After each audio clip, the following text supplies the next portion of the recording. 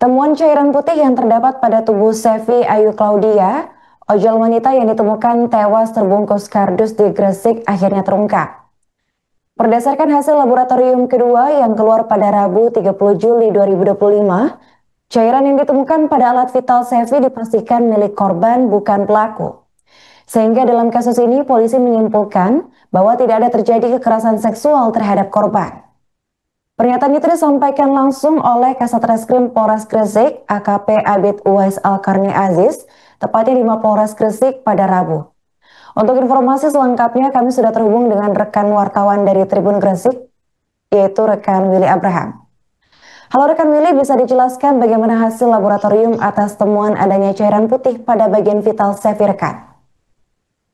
Ya, Arin, dapat disampaikan ya hasil laboratorium forensik yang menunjukkan ada awalnya temuan cairan putih di alat vital korban, karena memang korban ini saat ditemukan hanya mengenakan celana jenis legging abu-abu, kaos hitam, dan jaket levis, tidak mengenakan pakaian dalam.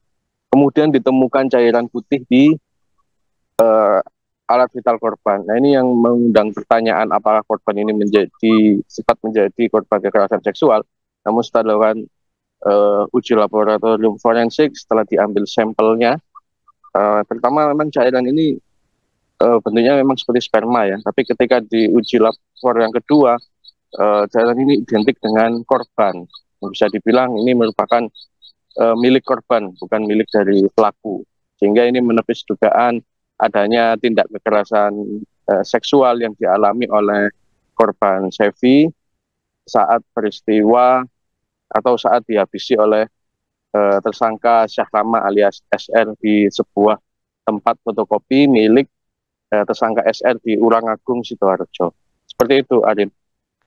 Rekan, apakah Polres Gresik mengungkap penyebab munculnya cairan putih di tubuh korban ini? Apakah korban dan pelaku ini sebelumnya sempat melakukan hubungan seksual atau bagaimana, rekan? Ya, Adin, diketahui dari hasil pemeriksaan memang korban ini meninggal ya, setelah dipukul sebanyak 8 kali di bagian kepala. Namun ternyata tersangka Syahrama ini juga melakukan tindakan kekerasan lainnya, yaitu dengan mencekik korban. Ini tujuannya saat itu untuk memastikan bahwa korban ini meninggal dunia. Nah, pada saat melakukan tindakan mencekik tersebut, ya, itu yang menyebabkan cairan yang ada di tubuh korban Sevi ini keluar dan memastikan bahwa Sevi ini telah meninggal dunia. Dan setelah itu barulah jasad Sevi diikat, dibungkus kantong sampah plastik warna hitam, dan dibungkus kardus seolah-olah seperti paket, kemudian diikat dan ditali rafia, kemudian dibuang di wilayah Gresik.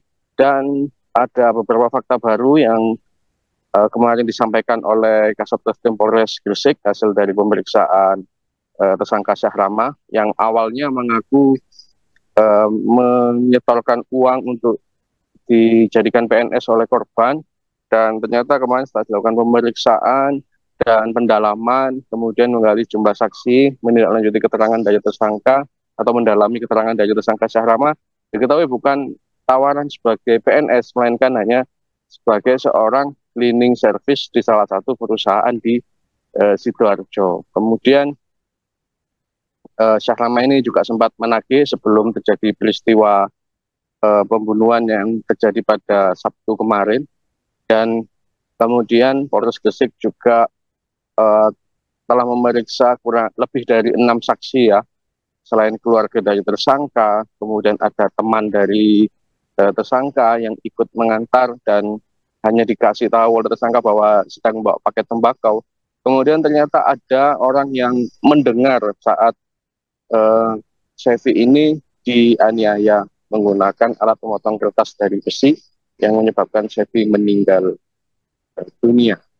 Demikian, Ari. Baik, terima kasih rekan Willy, jurnalis Tribun Jatim atas laporannya, dan selamat melanjutkan tugas kembali.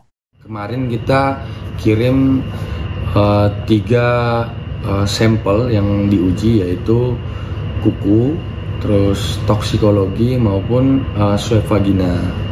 Nah, kami sampaikan yang pertama yang untuk terkait dengan kuku itu identik memang dengan DNA korban ataupun jenazah.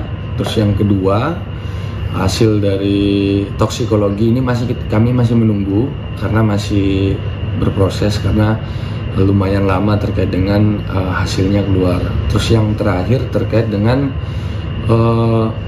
swab vagina yang pada saat kenapa kita kirim terkait dengan swab vagina itu karena memang pada saat kita temukan di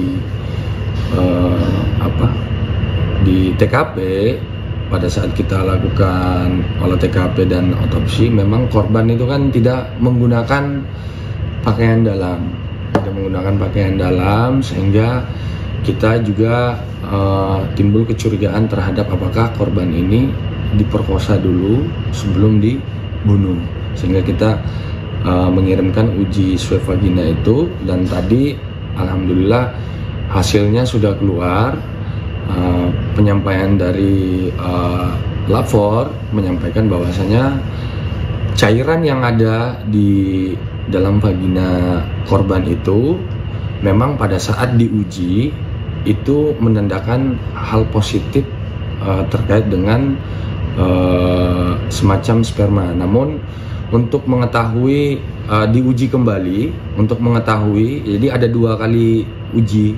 Pada saat uji pertama mengetahui ini merupakan cairan yang semacam sperma, tapi diuji yang kedua kalinya untuk mengetahui apakah di dalam cairan itu apakah sperma milik pelaku ataupun cairan vagina milik korban, seperti itu. Nah, tadi hasilnya disampaikan bahwasanya positif itu identik dengan milik dari korban ataupun jenazah. Setelah diuji lab, hasil dari lab DNA maupun dari cairan yang ada di vagina itu positif identik dengan milik korban. Jadi kita sampaikan bahwasanya tidak ada sperma dari pelaku yang berada di vagina dari korban itu. Download Tribun X sekarang, menghadirkan lokal menjadi Indonesia.